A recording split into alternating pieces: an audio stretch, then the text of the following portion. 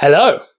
For some reason, I absolutely adore Jaguar and Land Rover products. Now, I'm not going to be talking about Jaguar today, but I am going to talk about Land Rover. Now, I know what you're thinking. JLR products are terrible. They're very unreliable. You better have enough money for two. Enjoy the side of the road. I do think that some of this criticism is warranted, but like all cars, and I've been a big advocate for French cars, they're as reliable as you make them, providing you look after them and do the maintenance required. So I'm going to make the argument today why I believe the Land Rover Freelander 2 is actually quite a reliable car. But don't just take my word for it. Land Rover Range Rover Freelander 2 2.2 liter diesel engine, 148 bhp, all-wheel drive, 6 gate 1.38 km per liter की air है इसकी average certified.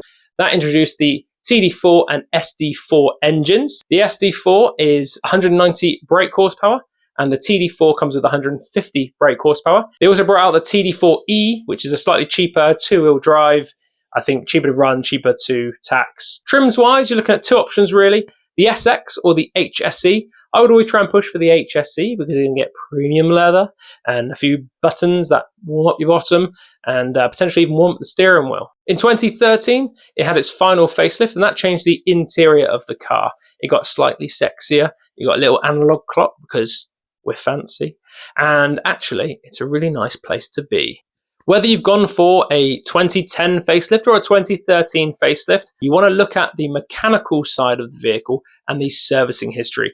A lot of these vehicles will be advertised as full service history. Woohoo! Yay! Hold your horses. When Land Rover released these cars, a lot of the servicing items were sealed for life or filled for life. We can sit here and argue if filled for life means the life of the car or the life of the warranty. Your Land Rover needs to have a few other items serviced. Firstly, the timing belt, the cam belt, has that been changed? It lasts for about 10 years or 100,000 miles. If it's not been changed, get it done. Secondly, the auto box is a really good auto box, but that must be serviced too. Again, it was advertised as filled for life. We know oil doesn't last forever. So make sure it's had at least one previous auto box service, and you're looking at every 60,000 miles or so.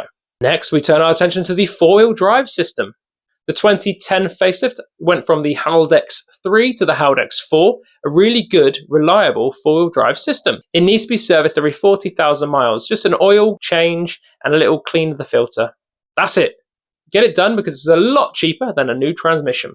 While you're at it, get the rear diff done. The rear differential needs an oil change every 40,000 miles. If the vehicle you're looking at hasn't had these items serviced or changed, or the owner says, what's a Haldex service? Then it's not been done. If they go, well, it's had loads of service, it's probably been done at the same time.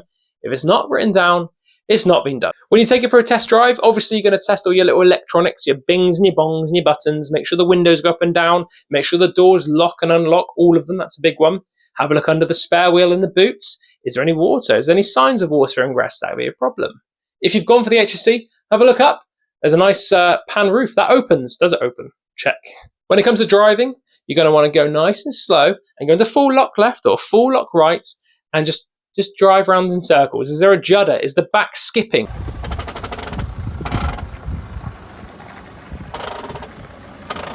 If it is, the Haldex, the rear diff system, is probably on the way out and you're going to want to get that changed. I would just walk away from that car. Is there a hum or a whine? Oh, don't worry, it's just a wheel bearing. No, it's probably not. एक proper SUV है, proper sports utility vehicle. Do you own or have you owned a Freelander 2? Let me know in the comments. Was it an absolute legend or did it financially identify as a Range Rover? Peace.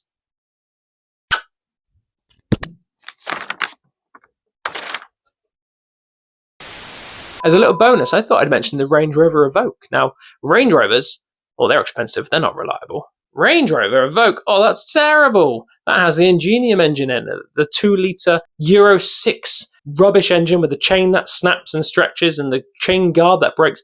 Well, actually, did you know that up until early 2015, up until early 2015, that had the very same 2.2 diesel engine inside. So as long as the Haldex has been serviced, the gearbox has been serviced, and the car's regularly been serviced, actually, that could be quite a reliable car. But being a Range Rover, it's more premium, it has more features.